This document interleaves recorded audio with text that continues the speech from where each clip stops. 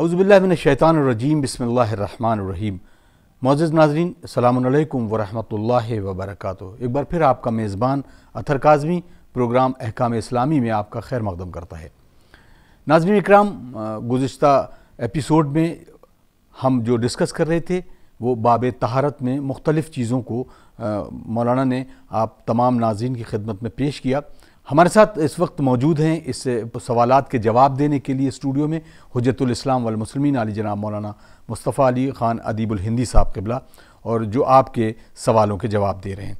آغا کی خدمت میں چلتے ہیں اور گزارش کرتے ہیں کہ گزشتہ ایپیسوڈ میں جو تمام چیزوں کو ڈسکس کیا گیا اس میں خاص طور سے آج جو ڈسکس کرنے کا ارادہ ہے وہ یہ کہ ان تمام چیزوں کو ڈسکس کیا جائے کہ مطہرات کے بعد جو پاکیزگی کے لیے اہم ترین چیزیں ہیں وضو، تیمم اور دیگر چیزیں، تو ہم آغا کی خدمت میں چلتے ہیں اور ان سے گزارش کرتے ہیں کہ اس پر مقدمتاً پیش کریں وہ ساری چیزیں جو آپ کے لیے مفید ہوں۔ آغا السلام علیکم ورحمۃ اللہ وبرکاتہ۔ علیکم السلام ورحمۃ اللہ وبرکاتہ۔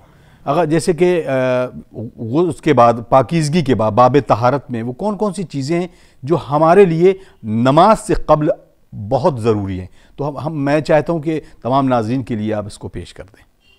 اعوذ باللہ من الشیطان الرجیم، بسم اللہ الرحمن الرحیم، الحمدللہ رب العالمین وصلی اللہ علی سیدنا محمد وآلہ الطیبین الطاہرین۔ دیکھیے، جتنی چیزیں ہم نے بیان کی اور پچھلے ایپیسوڈز میں جو طہارت ہے یا نجاسات ہیں، اور نجاسات کو پہچاننا اور ان سے بچنے کا طریقہ اور ان کو پاک کرنے کا طریقہ، یا اگر کوئی چیز اس سے ملنے کی وجہ سے نجس ہو گئی تو کیسے پاک ہوگی، یہ ساری چیزیں اصل میں مقدمہ ہیں کس چیز کا؟ عبادت کا۔ خداوند عالم نے انسان کو عبادت کرنے کے لیے خلق کیا ہے۔ عبادت بھی کئی قسم کی ہے۔ ایک عبادت وہ ہے جسے خدا نے مطلوب کیا، یعنی جس کا تعلق باقاعدہ کسی خاص عمل سے، مثلا نماز ایک خاص طریقہ ہے عبادت کا، مثلا روزہ ایک خاص طریقہ ہے عبادت کا، وَإِلَّا ہر عمل عبادت ہو سکتا ہے۔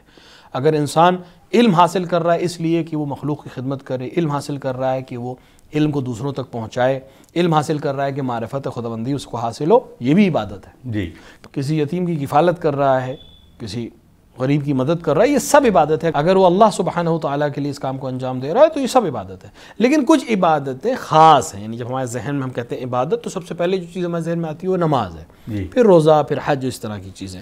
تو نماز میں یا روزے میں جن چیزوں کی بہت زیادہ اہمیت ہے وہ طہارت ہے، اسی لیے ہم پورا باب طہارت جو ہمارے علماء بیان کرتے ہیں، اور اگر آپ کسی بھی رسالہ عملیہ کو اٹھائیے کسی بھی مرجع کے، تو سب سے پہلے تقلید کے بعد جو سب سے پہلے چیز شروع ہوتی ہے وہ باب طہارت ہے، اور پھر مطہرات ہے۔ اس کی وجہ بھی یہی ہے کہ ہم نماز اور دیگر چیزوں کو بیان کرنے سے پہلے ہم مقدمے میں ان چیزوں کو بیان کرتے ہیں، کیونکہ اس کے بغیر ہم نماز میں داخل نہیں ہو پائیں گے۔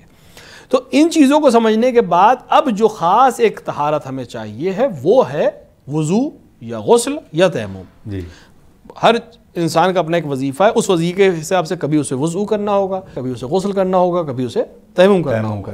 تو ان چیزوں سے پاکیزگی حاصل ہو گئی، ان چیزوں سے دوری ہم نے اختیار کر لی۔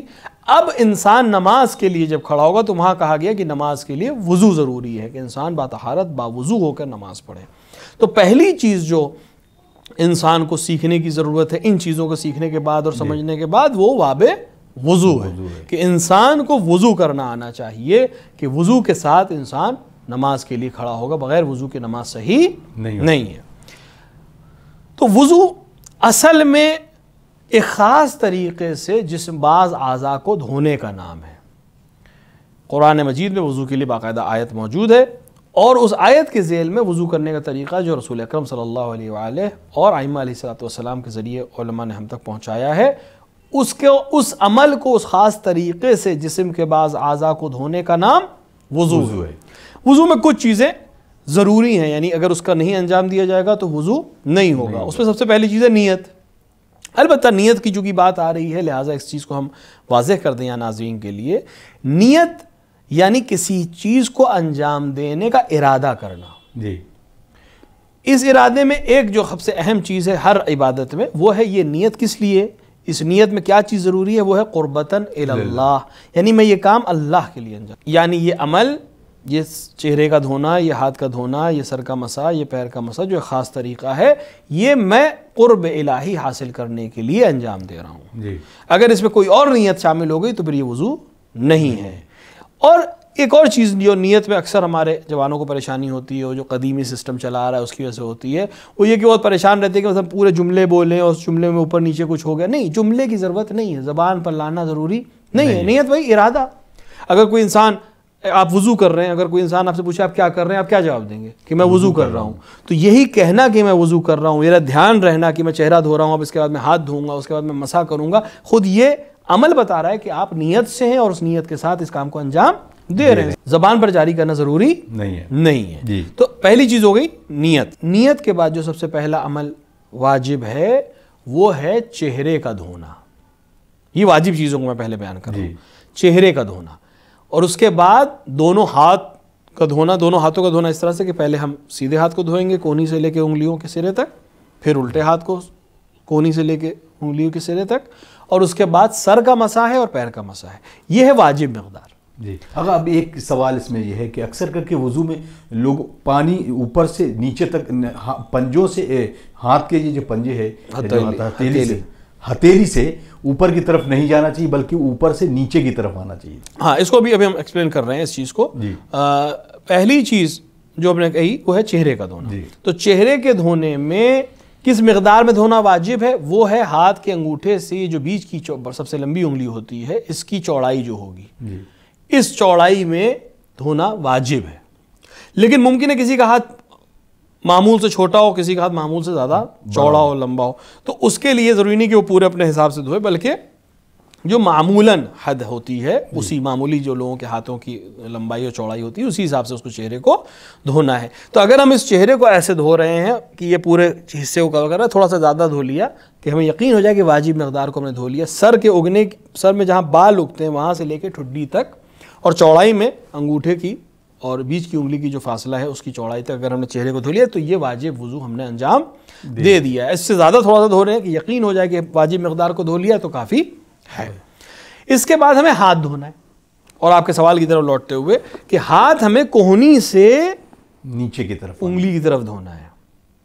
اس میں اہل سنت علماء سے ہمارا اختلاف ہے کیونکہ وہ الٹا دھوتے ہیں. اور ان کے حساب سے آیت کا مصداق یہ ہے کہ آپ اوپر سے نیچے کی طرف دھوئیں، جبکہ اگر ہم فطری تقاضے کو دیکھیں تو فطرت یہ ہے کہ ہم اوپر سے نیچے کی طرف دھوئیں گے تاکہ جو بھی چیز ہے وہ نیچے کی طرف سے آئے اور صاف ہو جائے. اگر آپ الٹا دھونا چاہیں گے تو یہ صفائی کا یقین نہیں ہوگا کہ اور حصے تک چلا جائے گا. اگر مان لی کوئی چیز گندگی اس میں لگی تو فطرت یہ ہے کہ آپ اوپر سے نیچے کی طرف دھوئیں گے، کیونکہ انگلیوں کے حصے سے پھر پانی نیچے کی طرف ختم ہو جائے گا، جسم سے الگ ہونا شروع ہوگا. اگر آپ ادھر دھوئیں گے تو جسم سے الگ ہونے کے چانسز اس کے کم ہوتے. تو فطری تقاضا بھی یہی ہے. دیگر یہ کہ رسول اکرم نے اسی طرح دھویا ہے، ائمہ نے اسی طرح ہمیں بیان کیا ہے، تو ہمارے لیے وہ حجت ہے.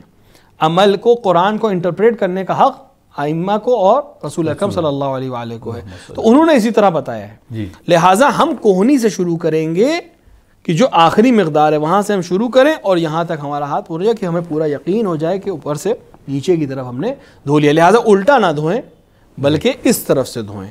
لہٰذا جو عام طور سے طریقہ سکھایا جاتا ہے وہ یہی کہ آپ اس طرف سے دھوئیں. اب اس دھونے میں اس چیز کا خیال رکھنا ہے کہ آپ نے پانی ایک بار لیا، چاہے اس ہتھیلی میں لیا، چاہے اگر نل باقاعدہ ہے اس کے اندر سے پانی جاری پانی آ رہا ہے تو آپ کو ہتھیلی میں لینے کی ضرورت نہیں. آپ خود سیدھے پائپ کے نیچے اپنا ہاتھ اگر کر سکتے ہیں یا ٹوٹی کے نیچے ہاتھ کر سکتے ہیں، اس میں بھی کوئی حرج نہیں ہے. تو آپ نے چاہے چلو میں پانی لیا ہو اور چاہے آپ ڈائریکٹ پانی میں اپنے ہاتھ کو ڈال رہے ہیں اور پانی کو پہنچا رہے ہیں، وہ کوئی حرج نہیں ہے. تو اب ایک بار دھونا، بہت سے لوگ پر سوچتے ہیں ایک بار دھونا مطلب ایک چلو پانی لینا، ضروری نہیں ہے. آپ کا ہاتھ پورا ایک بار میں جب دھل جائے، یعنی اوپر سے لے کے نیچے تک پورے آپ کے ہاتھ کو جو پانی دھو دے وہ ایک بار مانا جائے گا. یعنی پورا ہاتھ جب ایک بار دھل گیا، ہر پارٹ تک پانی پہنچ گیا، کوہنی سے لے کر انگلیوں تک، یہ ایک بار دھلنا ہے. تو ایک بار دھلنا ضروری ہے، دوسری بار دھلنا مستحب ہے، تیسری بار منع ہے. اب اس کا مطلب یہ نہیں کہ آپ 3 چلو پانی نہیں لے سکتے، چلو سے مطلب نہیں ہے. پورا ہاتھ ایک بار دھونا ضروری ہے، پورا ہاتھ 2 بار دھونا مستحب ہے، پورا ہاتھ اب تیسری بار دھونا منع ہے کہ تیسری بار آپ کو ہاتھ دھونے کی ضرورت نہیں ہے، تاکہ انسان بہرحال وسواس کی طرف نہ جائے. اصل ہدف یہی ہے کہ پاک ہے وہ ہاتھ، پہلے سے پاک ہے. ہم تو صرف وضو کی حالت کو حاصل کرنے کے لیے ہاتھ کو دھو رہے ہیں اس خاص طریقے سے. نہیں، اب اس کا یہ کہ تیسری بار جو دھونا منع ہے وہ کس ضمن میں آئے گا؟ آیا اگر تیسری بار دھو لیا تو وضو باطل ہو جائے گا؟ تیسری بار دھونا جب کہا جائے کہ منع ہے تو وضو کے باطل ہونے کا سبب بنے گا، کیونکہ ایک بار آپ کو دھو لینا ہے، دوسری بار مستحب ہے، تیسری بار وضو کا ہاتھ دھونے کا مطلب ہے کہ وضو باطل ہو جائے گا، پھر آپ وضو سے خارج ہو رہے ہیں، لہٰذا صرف 2 ہی بار دھلنا ہے۔ 2 بار دھلنے میں چاہے 20 بار آپ پانی ہاتھ پہ ڈالیے، لیکن آپ کی نیت یہ کہ ابھی پہلی بار دھو رہا ہوں میں، تو پانی کتنی بار ڈالا اس سے مطلب نہیں ہے، پورا ہاتھ ایک بار دھونا، پورا ہاتھ دوسری بار دھونا، تیسری بار ہاتھ کو نہیں دھونا۔ اسی طرح الٹے ہاتھ کو آپ دھوئیں گے۔ یہ دونوں کمل انجام دینے کے بعد اب آپ کو سر کا مسح کرنا ہے۔ سر کے مسح میں بھی اس چیز کا خیال رکھیں کہ جو واجب مقدار ہے وہ 1 انگلی کی چوڑائی ہے اور 1 انگلی کی لمبائی ہے، یہ ضروری ہے، اس حد تک مسح ہونا ضروری ہے، لیکن بہتر یہ کہ انسان کم سے کم 3 انگلی کی چوڑائی اور 1 انگلی کی لمبائی تک مسح کو انجام دے۔ سر کے بیچ کے حصے میں دے تو بہتر ہے، ورنہ سر کے کسی بھی حصے میں مسح انجام دیا جا سکتا ہے۔ بال اگر بہت لمبے ہیں، جیسے خواتین کے ہوتے ہیں یا آج کل کوئی بچے شوق میں بڑے بال رکھ لیتے ہیں، تو ان کے لیے ضروری ہے کہ وہ بالوں کو الگ کریں اور بیچ کے حصے میں مسح کریں، لیکن اگر معمولی بال ہیں تو پھر بالوں کو الگ کرنا اور جڑوں تک پانی پہنچانا کوئی ضروری نہیں ہے۔ اور مسح میں اس چیز کا خیال رکھنا ہے کہ مس کا مطلب ہوتا ہے برش لگنا، جیسے آپ برش لگاتے ہیں ایک تیزی کے ساتھ کسی چیز کو کھینچتے ہیں، تو یہ ہے مسح۔ تو آپ کو سر پر جو مسح کرنا ہے تو ہاتھ کو اوپر سے نیچے کی طرف لانا ہے، نہ جائے کہ آپ سر کو پیچھے کھینچیں، یہ نہیں کرنا ہے، آپ کو ہاتھ نیچے، آپ کا سر اسٹل ہو اور آپ ہاتھ کو اوپر سے نیچے کی طرف کھینچیں، جیسے برش کرتے ہیں کسی چیز کے اوپر، یا اگر آپ نے اس کو دیکھا ہو بڑھئی کو، وہ برش لگاتا ہے ووڈ کو صاف کرنے کے لیے اس کے اوپر، اس طرح سے اس کو مسح کہتے ہیں، ہاتھ کو کھینچنا اوپر سے نیچے کی طرف۔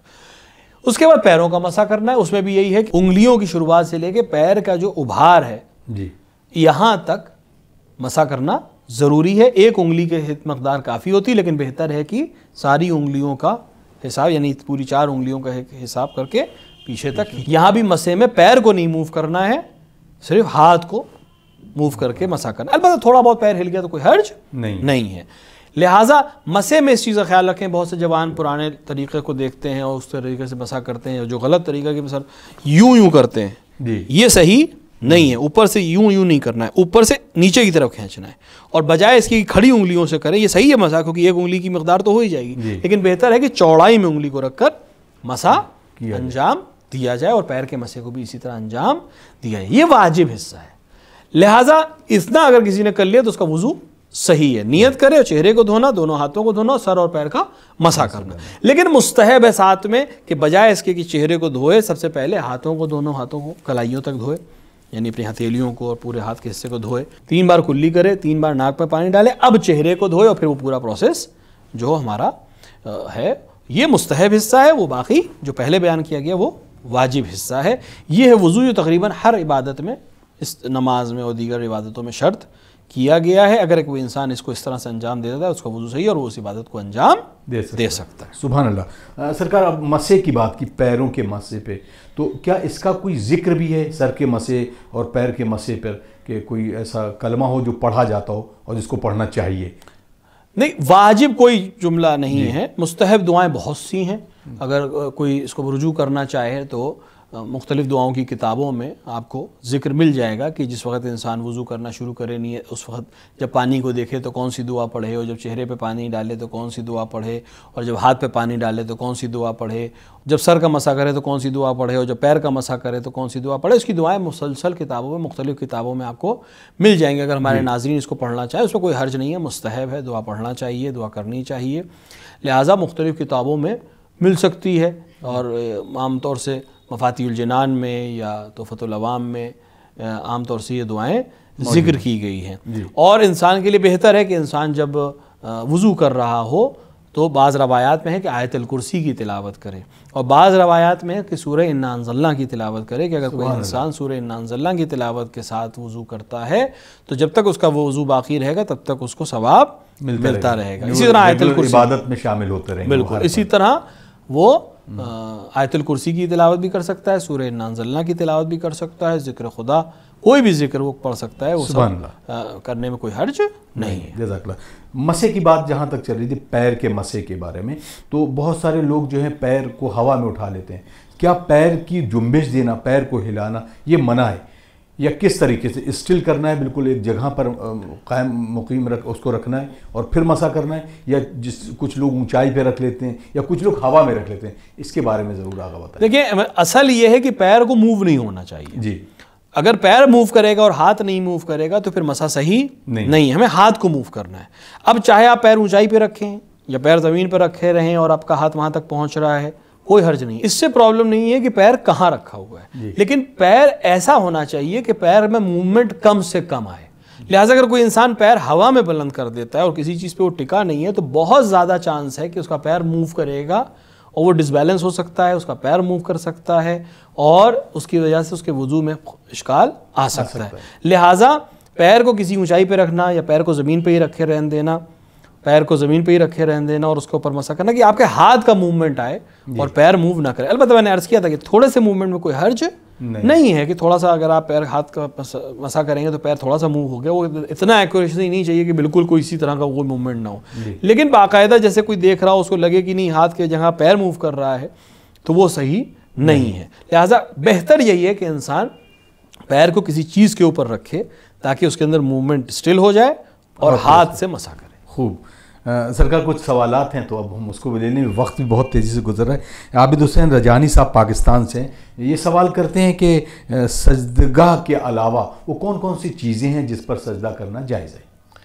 دیکھیں سجدگاہ چونکہ مٹی سے بنی ہوئی ہے، سجدے کے لیے سب سے آسان چیز یہ ہے کہ مٹی یعنی خاک زمین اور زمین سے اگنے والی ہر وہ چیز جس کے اوپر جو کھانے اور پہننے کے استعمال میں انسان کے نہیں آتی اس کے اوپر سجدہ صحیح ہے۔ سب سے بہترین چیز خاک ہے اور خاک میں بھی سب سے بہترین خاک کربلا، خاک شفا ہے، امام حسین علیہ السلام کے قبر یا اس کے اطراف کی مٹی ہے، کیونکہ رسول اکرم صلی اللہ علیہ وآلہ خاک پر سجدہ کرتے تھے۔ رسول اکرم جب مسجد النبی میں سجدہ کرتے تھے یا دیگر جگہوں پر نماز پڑھتے تو وہاں فرش نہیں تھا، یہ مٹی پہ سجدہ کرتے تھے۔ اور بعض روایات میں ہے کہ جہاں سنگریزے اتنے گرم ہو جاتے تھے عرب کی گرمی میں کہ کبھی کبھی ان کو ہاتھ میں لے کے لوگ ٹھنڈا کرتے تھے کہ اب سجدہ کریں تو سر کے اوپر وہ زیادہ گرمی پیدا نہ کریں۔ تو اس سے ثابت ہے کہ زمین اور زمین سے ربط رکھنے والی چیزیں، سنگریزے ہو گئے، پتھر ہو گیا، یہ چیزیں جو زمین سے نکلتی ہیں ان کے اوپر سجدہ صحیح ہے۔ لہٰذا زمین اور اس سے اگنے والی چیزیں، پیڑ ہو گئے، پتے ہو گئے، ان چیزوں کے اوپر سجدہ صحیح، بشرطے کہ وہ پتے کھائے نہ جاتے ہیں۔ جیسے بر صغیر میں پان کھایا جاتا ہے تو پان کے پتے پہ سجدہ صحیح نہیں ہے، یا دھنیا کی پتی کھائی جاتی ہے یا پودینے کی پتی، پالک ہے، اس طرح کی پتیاں جو کھانے میں استعمال ہوتی ہیں ان کے اوپر سجدہ صحیح نہیں ہے۔ لیکن دیگر پتے جیسے آم کا پتا ہے کوئی نہیں کھاتا ہے تو اس کے اوپر سجدہ کرنے میں کوئی حرج نہیں ہے۔ اور اسی طرح لکڑی، پیڑ کی لکڑی کے اوپر بھی سجدہ کیا جا سکتا ہے، بشرطے کہ وہ لکڑی کھانے پینے والی نہ ہو، جیسے بہت سی لکڑیاں کھانے پینے میں لوگ استعمال کرتے ہیں، اس کے اوپر سجدہ صحیح نہیں ہوگا۔ اور زمین سے اگنے والی جو معادن ہیں ان کے اوپر بھی سجدہ کرنے سے پرہیز کرنا ہے، جیسے ہیرے ہیں، جواہرات ہیں، یہ بھی زمین کی حصہ ہیں، لیکن یہ چونکہ جواہرات میں آتے ہیں لہٰذا جواہرات کے اوپر سجدہ صحیح نہیں ہے۔ لیکن پتھروں میں سنگ مرمر ہے یا دیگر پتھر جو ہیں ان کے اوپر سجدہ کرنے میں کوئی حرج نہیں ہے۔ اگر اب سجدہ جو لوگ کرتے ہیں جیسے کچھ نہیں ہے، کوئی موجود نہیں ہے، کوئی چیز اس طریقے کی سجدگاہ کے علاوہ بھی اور بہت ساری دیگر چیزیں جیسے آپ نے بتائیں، تو کچھ لوگ ہاتھ پر بھی سجدہ کرتے ہیں، تو وہ سجدے کا انداز کیا ہوگا؟ آیا یوں کر کے رکھنا ہے یا یوں کر کے رکھنا ہے؟ دیکھیں یوں کر کے اگر رکھے گا تو سجدہ صحیح نہیں ہوگا، کیونکہ آپ کی ہتھیلی زمین پہ ہونی چاہیے، یہ ایک دم لاسٹ سٹیج ہے، یعنی آپ کے پاس کچھ بھی نہیں ہے جس پہ سجدہ کرنا صحیح ہو، تو پھر آخری مرحلہ یہ کہ انسان اپنے دونوں انگوٹھوں کو ملا لے اور اس کے اوپر سجدہ کر لے، یعنی یہ انگوٹھے جو اس کے ملے ہوئے ہیں اس ہاتھ کے اوپر اس طرح سے سجدہ کر سکتا ہے، بالکل لاسٹ سٹیج ہے۔ یعنی اگر آپ کے پاس کچھ بھی نہیں ہے، نہ کاغذ آپ کے پاس ہے، نہ پتے آپ کے پاس ہیں، نہ سجدگاہ ہے، نہ مٹی ہے، نہ پتھر ہے، کچھ بھی نہیں ہے، اور فرش ہے جس کے اوپر سجدہ کرنا صحیح نہیں ہے، جیسے آج کل کی جو کارپٹس ہیں یا اس طرح کے مسلے جو بنتے ہیں آج کل، کچھ بھی اگر نہیں ہے تو اس پہ سجدہ کر سکتے ہیں، لیکن ہاتھ جس طرح سے ہم سجدے میں رکھتے ہیں بالکل اسی طرح رکھے جائیں گے۔ بہتر ہے کہ اپنے انگوٹھوں کو نزدیک کر لے، ملا لے اور اسی کے اوپر سجدہ کر لے، لیکن یہ بالکل لاسٹ سٹیج ہے جب آپ کے پاس بالکل کوئی اور چیز نہ ہو، تب انسان اس کے اوپر سجدہ کر سکتا ہے۔ اگر ایک اور صاحب ہیں جو اپنا سوال کرتے ہیں کہ کیا غسل جنابت وضو کا بدل ہے؟ بے شک غسل جنابت مرجع علی قدر حضرت اللہ علیہ سے سعد حسین شیرازی کی نظر میں غسل جنابت جو ہے وضو کا بدل ہے، یعنی اگر کسی انسان کے اوپر غسل جنابت واجب ہوتا ہے اور اس نے غسل جنابت کیا تو پھر اسے وضو کرنے کی ضرورت نہیں ہے، اسی غسل سے وہ نماز پڑھ سکتا ہے۔ بہت شکریہ، وقت بالکل ختم ہو رہا ہے، اور انشاءاللہ اگلے ایپیسوڈ میں پھر آپ سے رابطہ ہوگا اور ضرور بات چیت آگے بڑھے گی۔ تو ناظرین، آپ دیکھ رہے تھے پروگرام احکام اسلامی، اور ابھی اس ایپیسوڈ میں وقت یہیں پر تمام ہوتا ہے۔ اگلے ایپیسوڈ تک کے لیے ہمیں اجازت دیجیے، انشاءاللہ پھر آپ سے ملاقات ہوتی ہے۔ والسلام علیکم ورحمۃ اللہ وبرکاتہ۔